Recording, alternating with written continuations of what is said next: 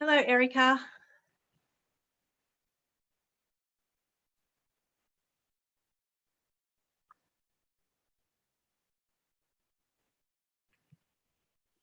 Hi. Hello. Can you put your video on? Does it work? And can you hear me okay? Yeah. Hi. Cool. Hello. Hi. How you doing? Turn my phone off. Who's Emma Burke? Emma is a beautiful doula in my area. Is she coming in with us? No, she's just watching on the Zoom, I think. So, Hi, Emma. hello, Emma. Hi, yes, I'm watching on the Zoom. I'm driving, so I'm nearly home. Okay. Muting and stopping my video. Cool. Sorry, I was just trying to pull up We've got one more photos minute. together in an album, but I'm so challenged with this stuff that I might not have got it together. Yeah, I only got a couple. I only got time to do a couple.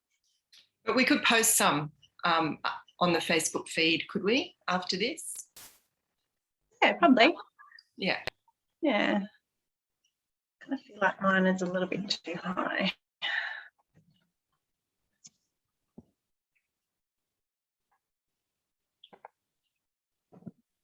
All right. I can hear my husband. Hello, Raquel. Sorry? I can hear my husband coming inside with the shopping. So if he walks in on us, I'm so sorry. But I think I forgot to warn him. My video looks a little bit hazy, like I'm in a fog. Yeah, I'm just going to see if I can clean it. Is that better? Not really. Could be the backlighting.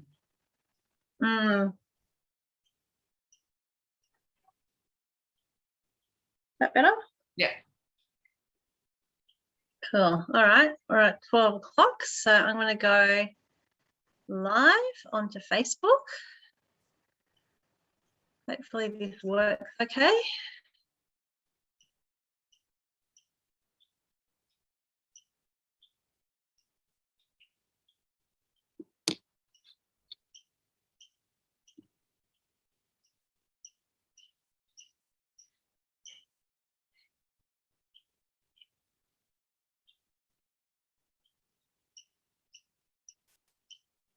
How can you tell? I don't know, I've never done this before, so. Do you want me to check Facebook? Oh, hang on, it says go on my own timeline. No, I'm going to go onto the page. Hopefully the page comes up. Homebirth, New South Wales. There we go.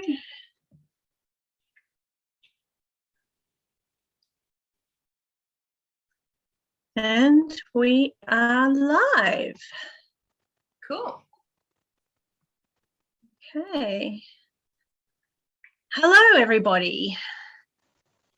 All right, I'm just going to do my little intro from Homebirth, New South Wales before we get into the guts of it. So welcome to our Homebirth, New South Wales webinar. We're celebrating Homebirth Awareness Week this week, and we're so excited to be hosting a week of incredible virtual events for all of our followers to give you insights into various aspects of planning for your upcoming birth and motherhood journey. You can see all of the events on our website, homebirthnewsouthwales.org.au, and click on events. Homebirth New South Wales is a not-for-profit organisation run by committed, passionate volunteers who are dedicated to educating and supporting women who wish to give birth at home. Our mission is to enable improved accessibility and affordability to home birth services in New South Wales and Australia-wide, all families that want it. Homebirth New South Wales provides families information and support in their pregnancy and birth journey, including linking women to an incredible list of home birth midwives and other services, including doulas and birth photographers who support home birthing families all the time. Homebirth Awareness Week is an international event where we aim to shine a light on the safety and the incredible benefits obtained by birthing at home and support those who are seeking home birth, welcoming them into our local and statewide communities. Home birth is a very safe option for low-risk women who want to have a more natural birth and reduce the risk of birth interventions. Birthing at home with a midwife in attendance is as safe as birthing in a hospital for mother and baby. It also reduces the risk of maternal morbidity.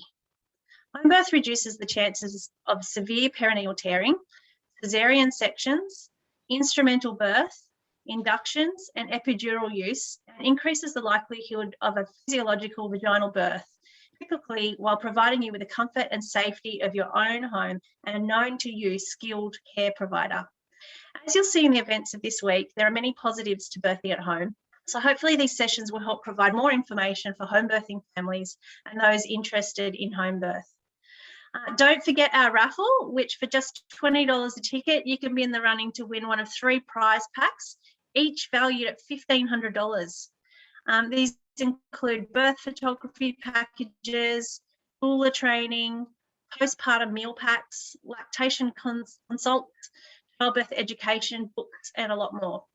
You can find this on our website, homebirthnewsouthwales.org.au. We hope you enjoy the sessions. Please feel free to type any comments or questions in the chat box and we'll respond to them throughout the session. Also, simply by being here today, you're able to get access to a $50 discount voucher from Active Truth, our sponsor for our Homebirth Awareness Week events. Thanks to Active Truth, who have been ongoing supporters of Homebirth New South Wales and create an incredible activewear, enabling more representation, more confidence and more options and more respect. Thank you everyone for being here. Just need to double check on the messages. Okay, awesome.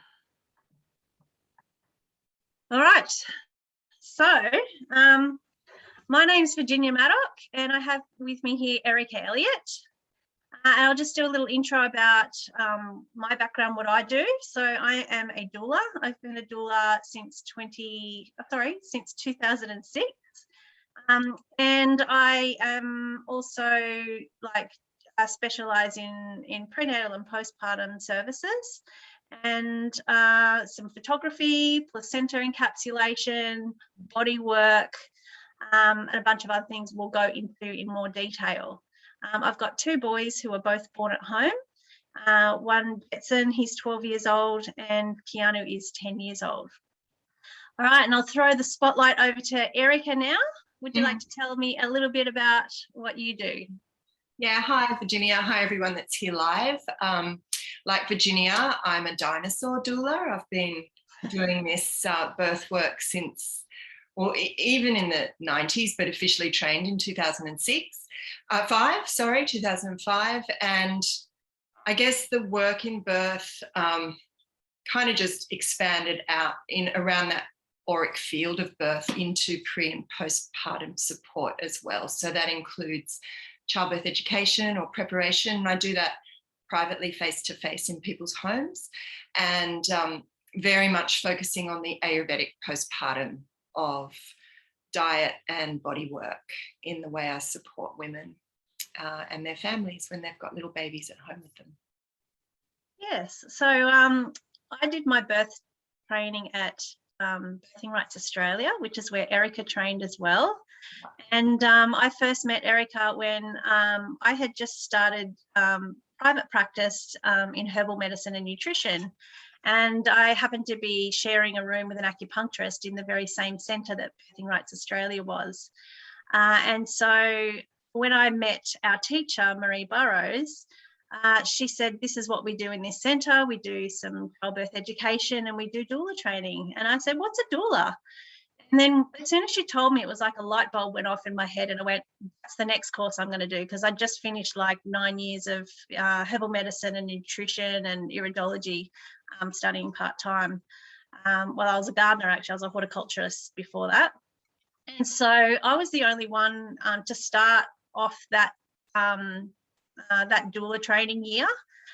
So I ended up being slotted into Erica's class, who had trained as doulas the year before and were doing their childbirth education training. So that's how far Erica and I go back. Yeah, that's right. Gosh, it's a long time ago, huh? Yeah, over 15 years ago now. Mm-hmm. Yeah. Yeah. And I also, I did my childbirth education with Marie at Birthing Rights when I was pregnant. All of my friends did their childbirth education with Marie. It was like mad if you didn't kind of thing. So that's how I ended up at Birthing Rights. And then Marie used to run this amazing mothers group on a Friday morning. And I was there with my 5-week-old baby. And she said one miraculous Friday, she said, I'm going to do an intake of doula training next year. I haven't done one for a while. And anyone that's interested, just come and see me after mother's group. And it was like the angels just started singing in my head. It was like this moment of, oh my God, because before becoming a mother, I was a massage therapist, primarily focusing on pre and postnatal massage, but massaged anyone that came into our practice down at Bondi Beach. But I knew the minute I gave birth, I remember saying out loud, I can't wait to do that again. But also in my mind, I was thinking, how can I stay in this realm of birth? Like I needed to be there. It was like this part of me was cracked, another part of me was cracked open. So that's how I started my doula training with Marie the very next year, when I had a 15-month-old baby at my boob. And I think I find, don't you, a lot of us, when we become mothers, we get really excited and drawn into this new realm of birth, and we seek out ways that we can stay there. I think that's how a lot of us become doulas. Yeah, I guess I'm a bit of an exception to the rule, because I became a doula 3 years before becoming a mum. Yeah. And it was, purely by chance that I ended up in that centre. I was looking at job listings on my college website, Mhm. And then there was this listing to share a room with this acupuncturist in this, this centre that dealt with a lot of pregnant women, and I just knew that that's what I was drawn to. Was that with Josie? Yes, Yeah. with Josie Gret, yeah. Yeah. So yeah, so I'm one of those rare doulas was one of those rare doulas that didn't actually have any babies on my own, and maybe that's why I struggled in the first few years to get clients. I don't know, but Maybe, yeah. yeah, but I kind of feel really fortunate to have gained that birth knowledge before I became a mum, because it just felt natural to me to be drawn to home birth from my first baby. Yeah. So I remember doing my doula training, and I was just so hungry to be at births. And just around the corner, the home birth, well, it used to be Home Birth Access Sydney, now Home Birth New South Wales, used to run their monthly meetings, and they'd have one midwife talk to a room full of, inquiring home birthing families who, wanted to find out more. So they'd have a different topic every month. And I used to go along to just learn more about birth, but also, try and see if I could, be able to go along to any of the home births. So Yeah, they're pretty special. Yeah. I used to have some of the home birth access meetings at my house when I was a member, when all of our babies were little, like newborns, and a lot of my friends were home birthers. I didn't get to do a home birth. We had a birth centre birth with Cheryl Sidery, which was really nice at the Royal. And I got a magical 2-day stay in at the birth centre after we'd had him. So I didn't get put up on the postnatal ward, which was thanks to Cheryl and was amazing. So it was the next best thing. Our apartment was just way too tiny to have a birth pool in it, unfortunately. Yeah. Yeah. Cool. So tell me a little bit about the services that you offer. I'm really fascinated about the Ayurvedic practices you do. I come from a herbal medicine background, but I'm a Western medicine herbalist. Yeah. So tell me a little bit about your Ayurvedic work in postpartum. So I guess I've been drawn to Ayurveda through my yoga practices over the past 30 years or so. So it's just been a natural progression to start to weave this kind of work into the way I support women postpartum, but it's especially come to life. I've been wrapping bellies for 10 years, but the Ayurvedic kind of style involving food and bringing in my massage techniques, but using homemade oils with different herbs, and warming the oils instead of just doing a regular oil massage. That's just really been brought into my work in the last couple of years, and just has really taken off over, well, maybe more than a couple of years, but the last 2 years with COVID and home birth becoming really much more popular, or I don't know if it's accessible, but more people are booking in for home births because no one wants to go near a hospital now. The postpartum care really ramped up because people were obviously not able to travel or have their family come and travel and visit them. So the way it works is the principles with Ayurveda are, there are 4 main pillars in the postpartum time for women to really focus on, and for those around her in her close circle to focus on. And those pillars are rest, diet, body work, and herbs. So the way we all, with the first 40 days book that came out about 3 or 4 years ago, I can't remember when it came out, but it was a long time ago now, that really did bring the postpartum to the fore, which was great. And it started modern day women on the track of thinking about how important that postpartum time was, because I remember staying in bed for a few days, but I don't remember my postpartum being as ritualistic as I like to make it for women now. I had a few friends come around and bring me flowers, but that was about it. I remember walking to the park and thinking, I've gone too far too soon, take me home, and burst into tears. But there was no preparation for that postpartum period in the prenatal time. So I just kind of went straight into birth and loved everything about that, but didn't think about the postpartum period. So that's why I really like focusing on that with the women that I work with, whether I'm with them at their birth or not. And So the diet, the rest is really important, staying nearer on the bed and staying within that field with your baby, and preferably skin to skin for as long as you can. They talk about 42 days in Ayurveda being the 6 full weeks of postpartum. So resting, staying warm, staying out of drafts, and not trying to avoid any conflict, which, can be pretty tricky, but trying to keep conversations calm and happy, staying away from the news or all of that sort of bad stuff out there, and just really focusing on your little nest of, that transference of energy between you and your baby and your partner. Yeah. Did you want to say something there, Love? Can you still see me? Because I've been told I've been logged out. No, I can see and hear you. Okay, good. All right, no worries. Yeah. And so then moving on from the rest, there's the diet. And so focusing on vata reducing diets. In Ayurveda, there's 3 doshas, and vata is one that women tend to become quite high in or out of balance in after they've had a baby. Vata is the dosha of dry, brittle, kind of airy and floaty, flighty, and hard. So we want to try and bring warmth and softness and that buttery sort of feeling into a woman's postpartum diet, and make the foods that she eats really easy to digest, really soft, because there's constipation to think about after birth, but also we're trying to light her digestive fire, her agni, and we do that by introducing all of these really beautiful warming spices and soft, oily, soupy foods to her diet in the first 6 weeks postpartum.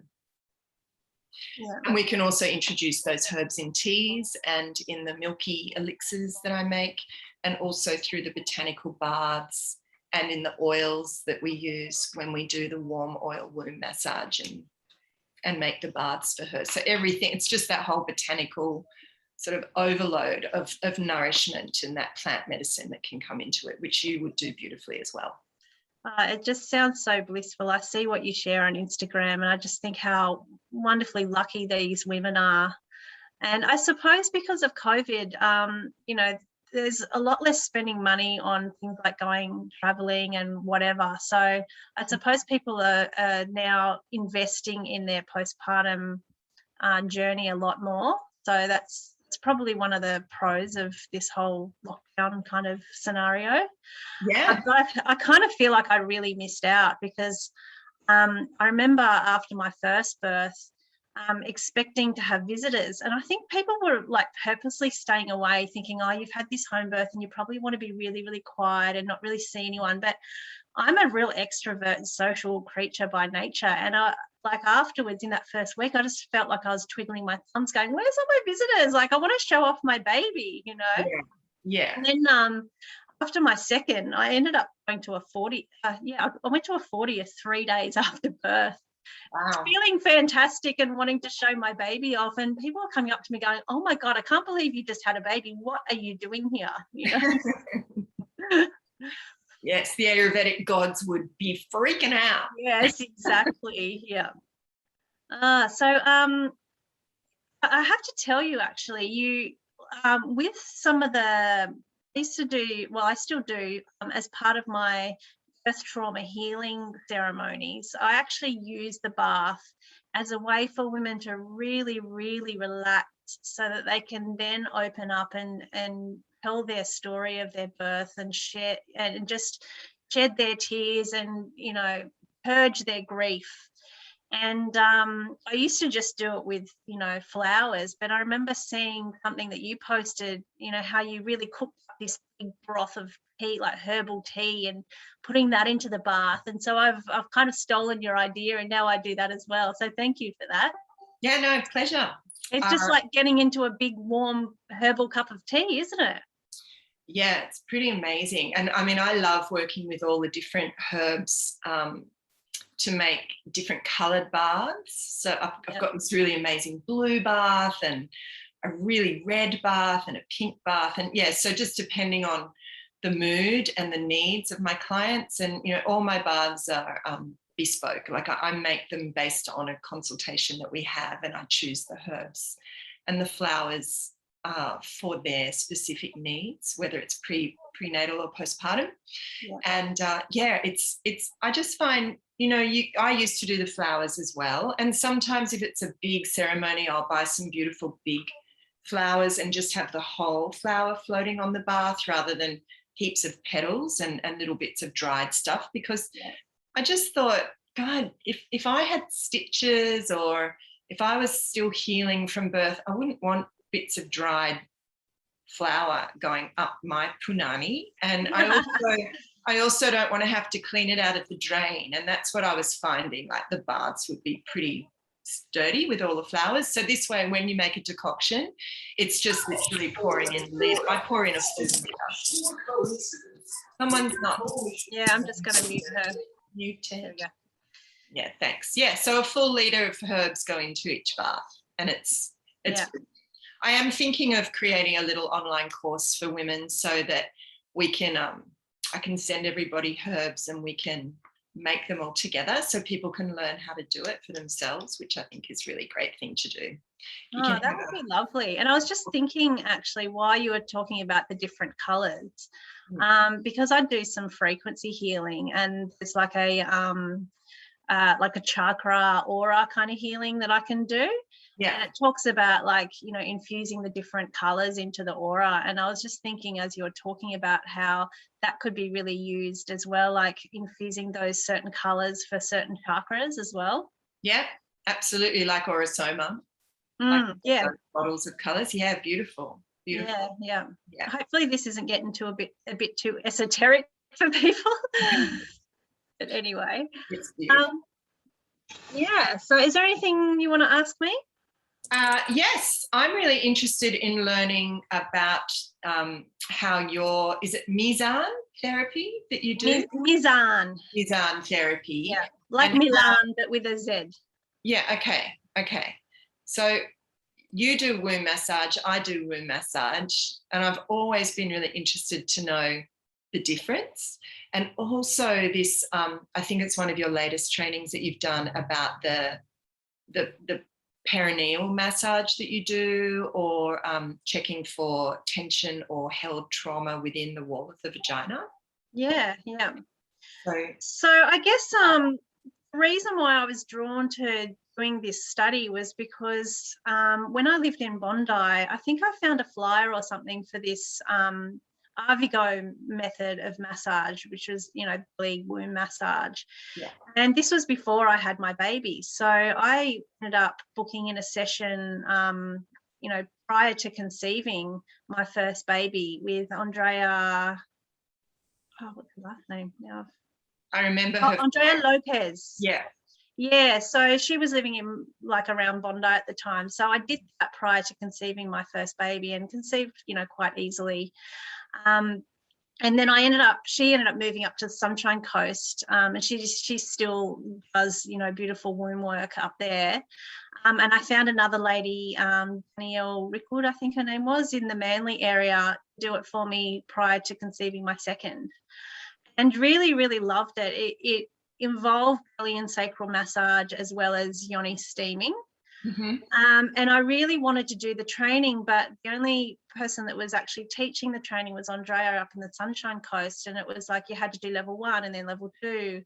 And so, you know, to fly up there, you know, a number of times and do all that was obviously going to be pretty expensive. And then it was actually in our doula network group, somebody advertised this Mizan therapy training. And you know, as soon as I saw what it was, I was just immediately drawn to it. And it was happening in Sydney. It was the very first training in Australia because the teacher was from the UK. And it was all, you know, done in 5 days. So I did in November 2017, so coming up to, 4 years ago, and did that training, and just, you know, have loved really immersing myself in womb healing work ever since. So yeah. Do you see women before conception or post-birth, or both? Both, and during pregnancy as well. So I do the full kind of, you know, childbearing year, really, like prior to conception, during pregnancy and postpartum. And does the massage differ if you're trying to support conception as opposed to birth healing? Or is it the same kind of massage? Pregnancy is the one that's the most different, because obviously you can't lie on your belly when you're, very pregnant. But prior to fertility and postpartum is quite similar, because it's all just bringing in that fresh circulation, fresh blood, hormonal balance to the reproductive organs, the uterus and the ovaries. And what do you massage with? What do you mean? What do you use, oil or? Oh yeah, use oil. Yeah. And do you use essential oils or herbs in the oil, or what oil do you use? I like a blend of just almond oil and sesame oil. Yeah. That's just what I prefer to use, because I really love sesame oil, because when I traveled around India, there was actually, this will interest you, I did the Panchakarma, which is an Ayurvedic full detox and cleanse. I did, I think, 10 days worth. And I just loved, the smell of the sesame oil. And I thought, if X amount of billions of Indians can't be wrong, so, and it's a nice warming oil. It smells kind of nutty and, and they use it on their newborns and babies as well. They do. Yeah. I was working with an Indian couple earlier this year, and they massaged their baby twice a day. Yep. The first massage was in ghee. So they would just massage their baby with ghee, because ghee is just like the wonder, I just call it liquid gold. If any of you haven't tried ghee yet, I highly suggest you get some butter and make your own, because homemade ghee is just amazing, and it's really good for your skin and your muscles and your joints, and loads of ghee goes into all of my postpartum food and milks for women's rehydration of the tissues. But yeah, they massage their baby with ghee first, and then they would bath her, and then they would massage her with sesame oil at night. Yeah, right. Yeah. Cool. Actually, I did like a bit of a journey with these women. I did some volunteer work in a school outside of Bodh Gaya for this kind of charity school for the lowest caste. And ended up doing this pilgrimage with these two girls who were the first to actually go through the whole school, which was unheard of for the lowest caste. Yeah. And met this American, he was like a Hollywood cameraman or something, who was taking these women and going to check out school and make sure and sort out all the corruption and stuff. But he ended up having to go to Varanasi to buy supplies, and he took these women with them, and they were going to Mother Ganga, which is, such a amazing pilgrimage for them. And I ended up going with them, and one of those girls had a young baby, and she, massaged her in sesame oil. So yeah, I do also add some essential oil sometimes. I like kind of using black pepper and ginger and clove, and just like warming oils, like a bit of cinnamon. Yeah. That's all. They're all the spices that I use, or some of them, but I'll decoct them down and then make the oil with them, and maybe some shatavari or ashwagandha or bala or brahmi. So just depending on the needs of the women. But it's pretty nice, isn't it, mixing up oils? It's very rich food. I actually make an ashwagandha oil, which is used for a method that the Mazan therapy training taught me for women with prolapse. So I get a sea sponge, soak it in the ashwagandha oil and insert it. Yeah, great. And you have a little bit of orange oil in it as well, because orange is uplifting. Yeah. Same with ashwagandha. It's all very, it's the male. It's very much the male herb as well in Ayurveda for virility and stamina and stuff like that. Yeah, exactly. But I'm going to be actually launching a whole range of herbal kits and stuff very soon. I just received all my stickers and labels yesterday. But I'm going to be having a postpartum care kit, which will include the sea sponge and the the ashwagandha oil, as well as a herb called creativa, which is a bladder tonic, and a cell salt. I can't remember which one it is off the top of my head, but that's all good for like strengthening connectivity and that sort of thing. So yeah, that will be one of my kits among many. Brilliant. Lots to do. There's always so much to do, isn't there, when you're so passionate about things and you can see the bigger picture of how everything can contribute to the well-being of women and their babies in that postpartum time. You just want to do it all. I'm like, oh my God, I've got to stop doing all these things. And I know, hence why we're a bit of like, you know, education junkies, aren't we? We just do this course and that course, and, you know, that's why we can offer so much. But, you know, I really love to be a bit of a one-stop shop for women who are pregnant and postpartum. Yeah. You also asked me about the intravaginal work that I do as well. So it's funny because when I was studying herbs and nutrition, I was originally going to just study each diploma separately to then encompass all of naturopathy. And I ended up stopping after nutrition and herbs because I was like, well, I'm done now. Like, you know, most naturopaths specialize in herbal medicine or homeopathy, and I'd kind of found my love of herbs, which kind of stemmed also from being a horticulturist prior to that. But where was I going with that?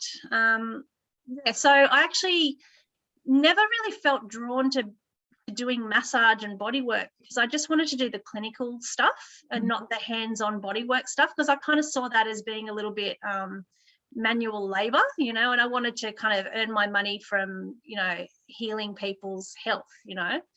So it wasn't until I was already a doula and got into the whole spinning babies and optimal maternal positioning techniques, and then I just felt really drawn to body work because I could see how much positive impact it can have to women when they're birthing. It's a big piece of the puzzle. Yeah, exactly. And, you know, if you can actually help a baby whose posterior turn in labour, you know, what an amazing gift that is to that mum, but selfishly to ourselves as doulas as well, because we're not stuck there for, you know, 48 hours or whatever. So, you know, like I just love being able to make that positive impact for women. And so after doing that kind of training and body work, I then, and doing the Mazan therapy as well, then I heard about the holistic pelvic care training, which was with Tammy Lynn Kent. And she wrote a few books, Mothering from Your Centre and The Wild Feminine, or The Way Wild of Feminine. Yes, exactly. So I flew up to the Sunshine Coast and did that training, and that was, I think, 4 days just of intravaginal body work, trigger point therapy, pelvic bowl clearing, that sort of thing. So it was 4 days of education around that, you know, learning the anatomy of the pelvis and the pelvic floor. I have a funny story actually, because we all had to practice on each other, and there was this one day where we'd just broken for lunch after me having a session, you know, experiencing it. And I went into the kitchen, and then just suddenly I had this like full on like electric kind of sensation travel up my yoni, and it was like I almost like had to hold on to something. It was just amazing. It was almost like this awakening of the Kundalini energy, you know. So I did that training, and then following on from that, I ended up doing this training called Birth Healing with Lynn Schulter, who's another holistic women's physiotherapist from America, like Tammy is. And so that encompassed more of that internal work, because she'd actually done her training with Tammy as well, but also doing pelvic adjustments and ligament kind of releases and that sort of thing, because when women actually go through labour, start off with a pelvis that kind of looks like that, and as the baby moves through the pelvis has got to like kind of do this to actually let the baby out. And sometimes the woman's pelvis kind of gets stuck in that birthing pattern, which can then cause you know, pain and that sort of thing. So postpartum, it can cause pain in postpartum. So so that can be useful for after the birth as well, just for resolving any of those, aches and pains and, weak bladder and that sort of thing. So, and like the Mizan massage therapy, you do this prenatally as well as postnatally? I can, yes. Yeah. So is it a way to clear things for labour and birth, or is it more of a way to heal for postpartum? Well, both actually. So I kind of offer something that I've curated really from all my different trainings for pregnancy and for postpartum. So I do both sessions go for about 2.5 hours. Mm-hmm. So I do a holistic pregnancy bodywork session, and I incorporate into that session some of that birth healing work for the pregnancy, just loosening up the pelvis and making sure that one side's not more tense than the other, and also incorporate some of those optimal maternal positioning or spinning babies techniques. Mm-hmm. And I do the Mizan belly massage, and if women want it, I can do the intravaginal work as well. Obviously, I don't do that until later in the pregnancy, although I do kind of reassure women that I'm not actually prodding and poking at the cervix, because, that's not something that we want to do in pregnancy. But I'm dealing directly with the pelvic floor and just looking for imbalances and that sort of thing. But is that the sort of thing that women, there's a lot of female physios out there doing that sort of work as well now, that were never around when I was pregnant? Yeah, well, I think the difference with the work that I do also is that I'm spending quite a bit of time, and I'm also working on the emotional level as well. It's not just purely physical. So, and I'm doing a visualization of the pelvic bowl, doing pelvic bowl clearing as well. And what's interesting is that when you're doing some trigger points in the pelvic floor and you're asking the woman to just, express anything that's coming up for you, any emotions, any memories, any triggers, it's really powerful what comes out, because, the issues are in our tissues, right? Yeah. And, all sorts of trauma and that sort of thing gets stored. And it's really interesting on, what comes up for women. And I think the theme that I tend to see the most of is really women expressing how going back in their memories of their first kind of sexual experiences and kind of giving in to men when they don't really want to do, what they're expected to do. Yeah. And so these kind of memories and things are usually really kind of buried deep, and then that stuff kind of comes up, and it's really good to actually, express that. And then you notice a difference in the tissues after that is expressed, and then we kind of visualize sending love and oxygen and everything to that area. Yeah. Yeah. So I do that. Sounds a lot like well, not a lot like, but it sounds like very vital work that a lot of the time we won't even think to address that, or if a doctor would never suggest that, or but it sounds very holistic, and because you're coming at it from a birth worker's perspective as well, it's a bit different to just going to see a women's physio. Yeah, and I do another one, a different one, which I call holistic postnatal nurturing. So in that session, I'm doing the pelvic adjustments, I'm doing the Mizan therapy, and then I either have an option of doing that internal work, or doing a closing the bone ceremony, or doing the womb steaming. Yeah. Or I could do extra all three. Yeah. But, it's a bit hard having a woman with a newborn, obviously sometimes you have to stop for feeds and whatnot. So yeah. Which is why the way I used to do it was a 3-hour sort of ceremony as well, postpartum. But now I've broken it up where I just pop in for a quick 20-minute visit. I do the warm oil massage, wrap the belly, come back in a couple of days, do it again. Often I'll bring one of my milks, and if she wants, I'll bring a litre of the herbal bath brew. And so we just, for the 6 weeks, it's just 2 or 3 quick visits a week just to check in. So she's got someone there to touch base with. I need to do a poo. Can you look after the baby? All of that stuff. But then for the final ceremony that I do, which is a big full body warm oil massage and the womb massage and wrapping and a bath. But I also do a longer bengkung knotted belly bind, like a corset, will often by 6 weeks, which is when I do that, there'll be a little bit of a rhythm to the baby's schedule. And, you know, I did one last week and obviously we stopped so the baby could have a feed, but the dad was there. So we always make sure that there's someone else there when I do the big one. Yeah, because you want them to be able to fully surrender and not have to worry that they have to get up for a newborn as soon as they cry. Yeah, and if you're lying in the bath, you don't want to hear your baby crying. You want to be able to fully reset that nervous system, and having the baby go out for a walk in the sling with dad or somebody else is a great thing to do. Yeah. I've just noticed we've got some questions here. Emma has just asked, could you touch on the benefits of placentophagy? I haven't heard it called that for a long time, Emma. That's amazing.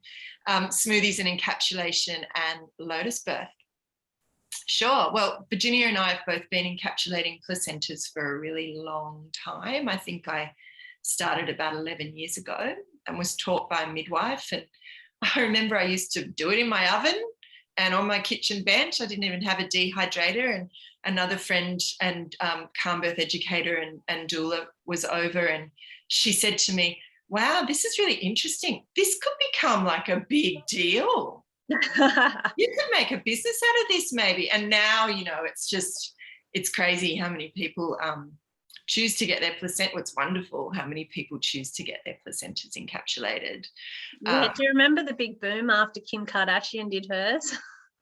No, I thought it was January Jones. Oh, okay. Yeah. I remember one of them did it, and there was like a bit of a spike in bookings after that. Yeah. But Emma, the benefits are not scientifically proven. They are all anecdotal. But for me, the women that didn't do it with their first baby and do it with their second are the ones with the biggest to say, because they experienced what it was like not to have the support of the capsules the first time round, and then notice the difference. And, you know, even then, when they've now got 2 children to look after, they're feeling better than they felt the first time. And I think that does have a lot to do with the magic bullets of placenta encapsulation. And I don't know, what do you think, Virginia? Have you heard women say the same? Yeah, actually, you know, I didn't encapsulate my first. I didn't really know about it. So No, neither did I. Yeah, but you would have been doing it by the time I had my first if you did it. Oh, no, maybe. 2010, I started doing it. No, 2009 is when my first baby was born. So I didn't do it then. I did make a print though. Yeah. And I actually kept his placenta in the freezer for 18 months. And I think it was almost to the day I pulled it out at 18 months and did this beautiful ceremony, you know, defrosted it and, you know, read out his birth story as I kind of was planting it and that sort of thing. And then with my second, I was expecting to be a lot more tired than my first because I also had a toddler to run around after. And I just found that my energy was so much better. And so that was like good enough, you know, experience for me. And I thought, well, I want to be able to offer women this as well. So then I did my training in 2012. Yeah, and that's what everyone says, that have the experience with the capsules the second time. But I mean, when I get women asking for it with their first babies, it's like, yay, you won't feel like shit like everybody else did without their capsules. You'll get to experience the benefit of being buoyed by the nutrition that's in those capsules that, you know, you can't replicate in a chemist shop or in a health food shop. It's just, you know, it's made by you for you. And I'd say it's probably the iron that buoys women, especially when I always suggest waiting till your milk comes in before you take the capsules, because obviously there's a big hormonal shift happening at that time. And so then the capsules come in and help lift you up again. And the smoothies, when women choose to have the smoothies, that's like a hit of raw placenta straight after the birth, hidden in a really delicious smoothie. And I don't get a lot of requests for that from women. I think you might. It's easier No, to not do so at much. home birth. No. Much easier to do placenta smoothies when you're at a home birth than trying to sort of wrangle it all in a hospital room, which I have done. But yeah, smoothies are great. And lotus. And they're not as gross as you might think. I remember when I first heard about the concept of placenta smoothie, I thought it was like a massive chunk in there, but it's literally just like a 20-cent piece kind of size, or 50-cent piece. Yeah. And when you throw in a cup of berries and coconut milk and honey and all of that. You can't really taste it. Yeah, exactly. But the lotus birth is... Hang on, before you move on to lotus birth, I was just going to say I had the best feedback I ever got from the placenta pills was after a mum who was had her fourth baby. She'd never done it before. Mm-hmm. She did it for her fourth baby, and she said, best postpartum I've ever had, right? Yes. Then she went on to have her fifth baby, but obviously she was very, very busy with her, other four babies. She never got around to booking it. And I bumped into her after her fifth baby, and she said that fourth baby's postpartum was still the best one I ever did. So I think I thought, that's the best testimonial. Yeah. Anecdotal evidence from women that have experienced the benefits is enough proof for me, even though I didn't get to do it myself either. And I love it. It's a very busy little corner of my business, and I love being able to take those capsules back to women and know that they're going to feel so good. Can we go on to lotus? I love how you said busy corner of your business. It makes me think that your business is like a house, and every different section of the house is a different room with a different service. Yeah, well, I definitely don't encapsulate placentas in my oven anymore. So there is definitely a corner for all of the placenta work. Just because it's so busy, like we wouldn't be able to cook dinner if I had placentas going in the oven all the time. I don't think the family would appreciate it too much either, would they? No. And when you do the food handling certificate and stuff and the bloodborne pathogens, you definitely want a separate space for your placenta encapsulation business. Yeah, exactly. But with lotus birth, Emma, you could have a half lotus birth where the placenta is delivered and born with the cord still attached, and that's where you see all those beautiful photos of babies and cords and placentas all together.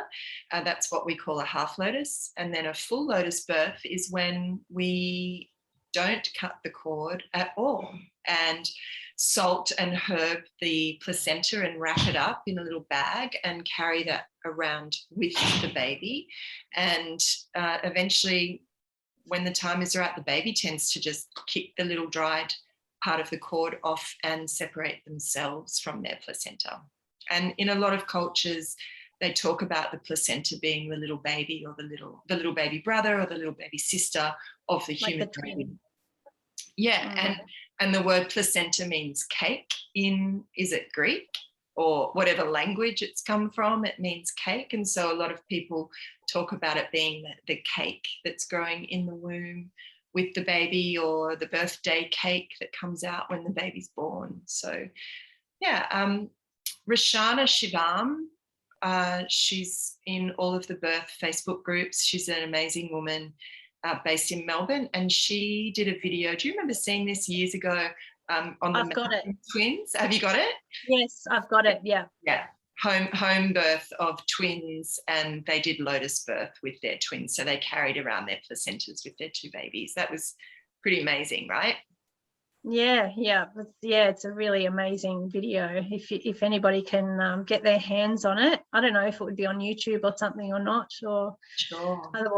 Otherwise, reach out to Roshana, and I'm sure she'd be happy to sell you one and post a DVD. Yeah. Do you get many clients doing half lotus or full lotus births? Not very many. I think I can count on one hand how many I've done.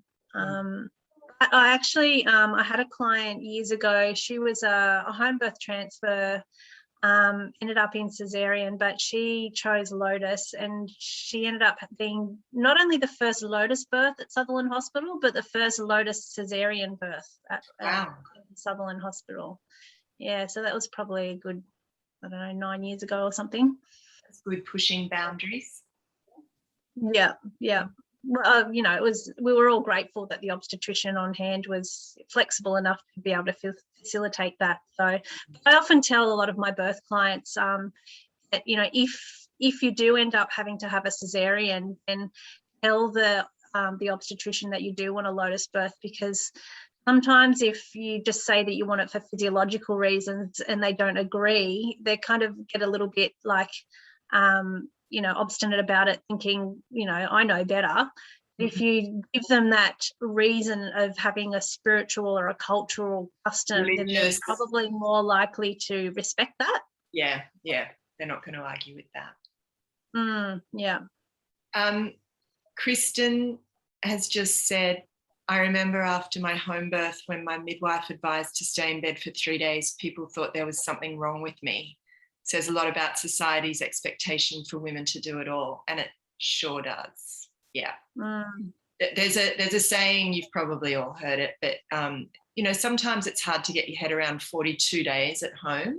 So it does seem like a really long time, especially now when we don't live in a house where there's lots of family members coming through, so we don't feel so isolated. Sometimes, especially now after lockdown as well, people are like, oh, not more lockdown. Yeah, which is why I like to kind of flit in, massage a belly, wrap a belly, leave them something yummy to drink, and leave again, so they feel like there is that contact and social interaction. And often I'll expect the mums to be quiet with their eyes closed and really chill out when I'm massaging them, but most of the time it's a big chat session, because especially this year, because they haven't seen anybody else to talk to, so it's actually really nice. We developed some really beautiful friendships that way. But there is a saying about in the bed for 5 days, on the bed for 5 days, near the bed for 5 days. So that's maybe a little bit more realistic for our time that we live in, is to just sort of hang out at home for a couple of weeks before you start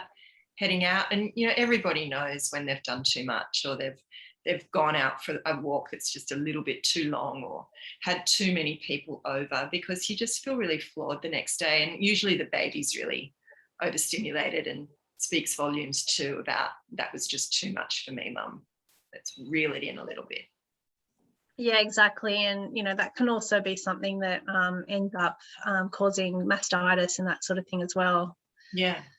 So in which case, if you do get mastitis, it's a good idea just to hang around the bed with your shirt off and give baby unrestricted access to the boob. Yeah. And Emma, yes, ghee topically. Pretty cool, huh? Yeah, well, I prescribe castor oil topically, because castor oil actually has a drawing effect. If you put a couple of drops on the breast and just massage it, and that's one thing that helps. And that's an old kind of recommendation from Dorothy Hall, who is an old herbalist. Yeah. But I also prescribe poker root tincture and echinacea, because they're really powerful, especially poker root, really powerful lymphatic stimulants. So I'm going to be doing a few of those packs as well. So the castor oil, which I use a lot for breaking down scar tissue and things. Hot packs of castor oil. So you're saying a couple of drops of castor oil on the breast when you feel like you've got mastitis or a blocked duct, or... Yeah, put it on the blocked duct and rub it in and just, massage it towards the nipple. But you just got to make sure that you wipe your nipple before a breastfeed. So you don't want baby getting that in its mouth. Yeah. I'm conscious of everybody's time. It's like 7 minutes left. Does anybody have any questions about postpartum and any of the services that Virginia and I offer?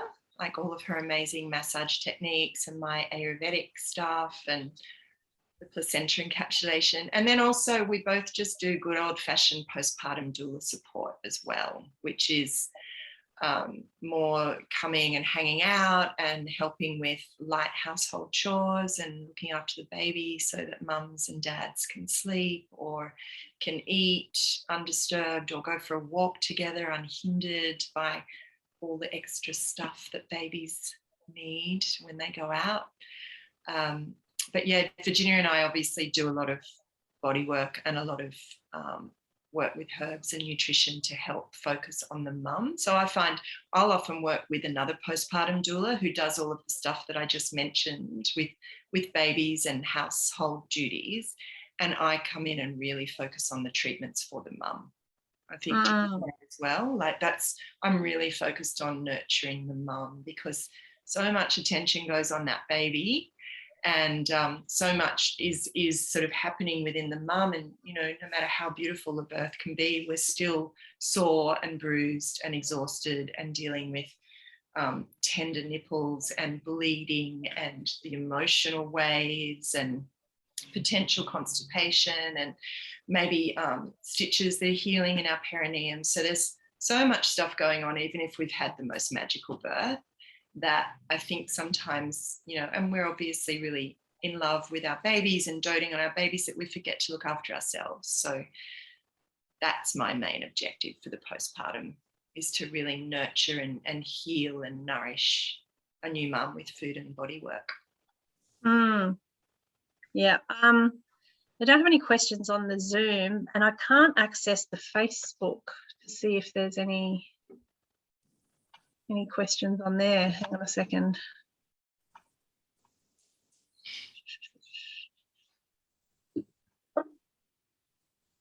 I'm not sure if it'll come up on my notifications or not. Before we go, I also did want to check in on you about your birth story medicine, because we both do a bit of that style of work as well. Yeah. Hopefully for women who have had a home birth, hopefully their births have not, they haven't experienced trauma. Although, if you end up having to transfer, that can be a bit traumatic for some women. I do what I call birth trauma release as well, but I tend to be doing a lot more of that work in pregnancy, preparing for the next baby, because of what happened in the last birth. But I'm interested to hear what you do in your birth story medicine. Yeah.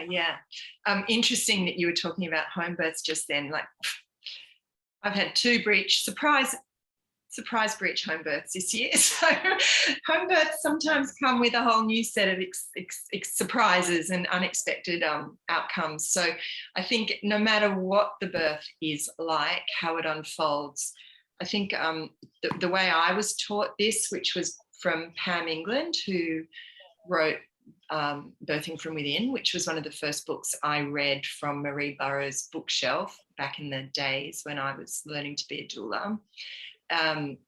Is just such a sympathetic, compassionate way to hear women talk about their births, because we get so caught up initially with the medical side of what happened in the birth, or the length of the birth, or what the contractions were like, or and all the dramas that happen in the birth, because we do like to sensationalize things as a culture, and the big scary dramatic things are always more exciting.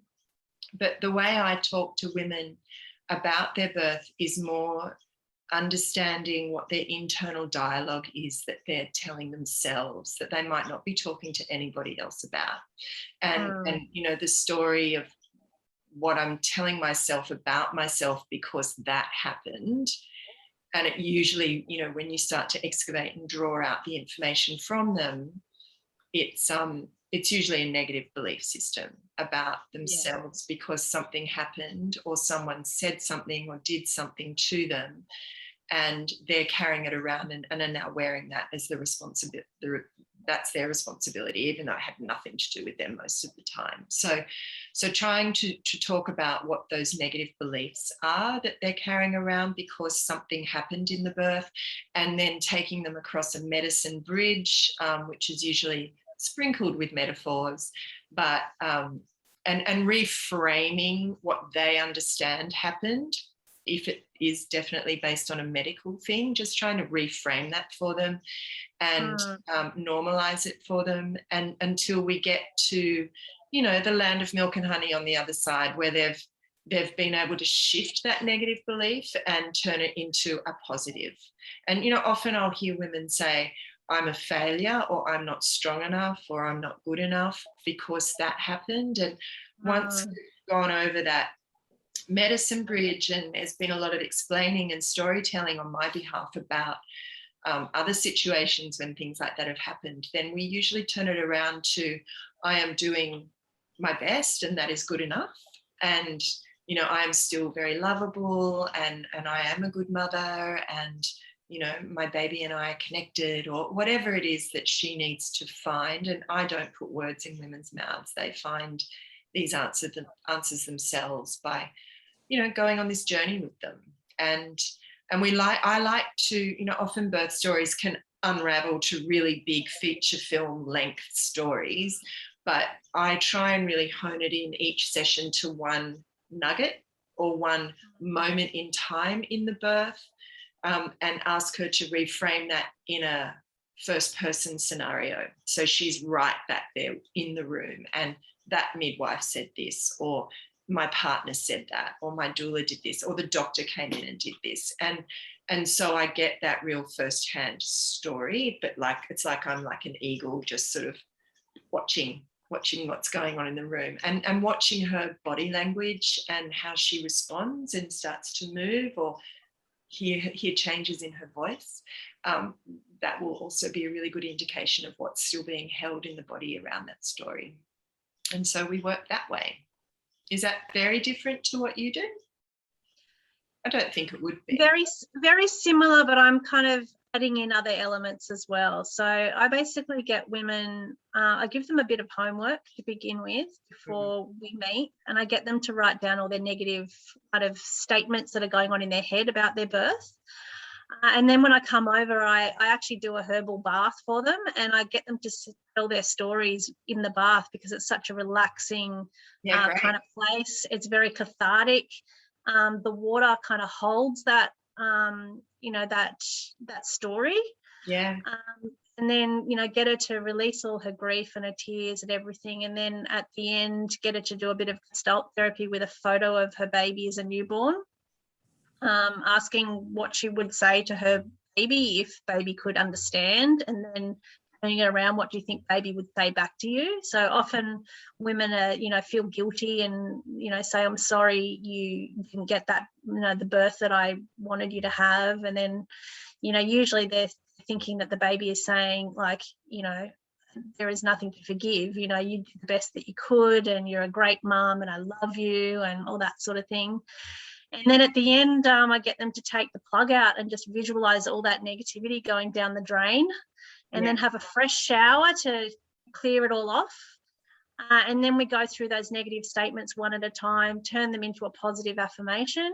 And I get them to rewrite those out in big colourful letters or whatever, and, you know, stick it around the house, because generally I'm doing it for pregnant women. So this is their good preparation, you know, of their own birth affirmations for the next birth, so they're not carrying that trauma into the next birth. And then we go and literally burn all those negative statements and then read out the positive. Great. And then I often leave them with an individualized flower essence blend, you know, just to keep that healing going. And like all the feedback I get from the mums is just incredibly transforming. Yeah, it is. It's really cathartic, and it's really empowering for them to access those emotions and confront those feelings face on, but in a really safe space, like a bath. Exactly. Container. That's a great idea. Yeah, because they usually, like, they go straight from this, you know, this traumatic experience to being a mum to this newborn, and suddenly their attention has to go on the newborn. They don't have time to process it. Often husbands and partners don't even really understand the trauma. No. You know, they might have their own vicarious trauma, but they've kind of suppressed it and buried it, and, you know, probably aren't even comfortable to hear it from the birthing mother. So yeah, it's nice to just have someone there voted solely for that work for her. Yeah, absolutely. All right, well, we've just gone a little bit over time. Thank you so much for joining me. It's been a really amazing conversation, a nice catch up. And thanks for sticking around for those who are. Yes. And nice to chat to you, Virginia. Yes, thank you. Now, before we go, I don't know if I'm going to be able to do this, so forgive me if I don't. I have to share a screen of, I don't think I've accidentally got rid of it. Hang on a sec. We have a screenshot kind of thing of a gift voucher. Here we go. Now, if I can screenshot this, I'll have done my job properly. Okay. Share screen. There we go. Okay, so this is Active Truth, our sponsor for this week. If you want to, you know, your QR code thing happening, then you get a $50 gift card. So thank you to Active Truth. That is really helped the Homebirth New South Wales. So what do we do? Get your phone, go on your camera, and you should be able to hold it up to that QR code. Yeah. And then it should come up with openactivetruth.com.au, and then you'll get your $50 gift card. Awesome. That's brilliant. All right. And if anybody doesn't get it, then just email info@homebirthnewsouthwales.org.au, and I'm sure we could email it to you or look for it on the Facebook page. Right. Thank you everybody so much for coming. If anybody wants to contact Erica for her services, how do they find you, Erica? I'm at Erica Elliott. Maybe I'll just type it here. Well, it's got the spelling of your name underneath your screen. Otherwise, yeah, put it in the chat. Erica Elliott Motherbirth _Motherbirth on Insta. That's the best place. You still don't have a website, Erica. No. It amazes me. I don't have a website. You must have very good word of mouth. So that's a good testament to your services. Yeah, thank you. I've always been too busy working in the business to work on the business. So yeah, people come. People can find me when they need me.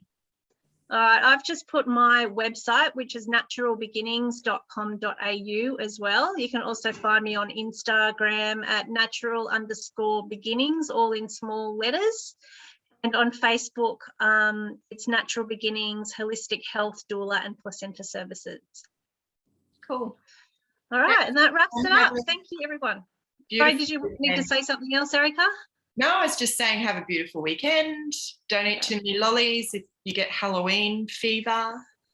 I'm just coming off a 5-day cleanse. So I'm day 5 of my juice cleanse, so I have to be good.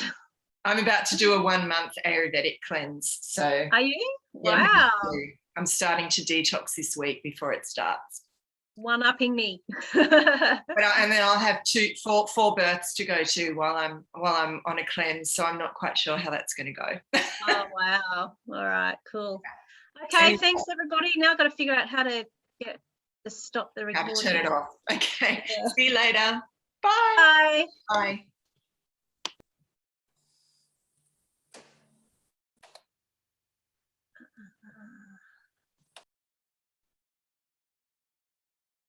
Not coming up.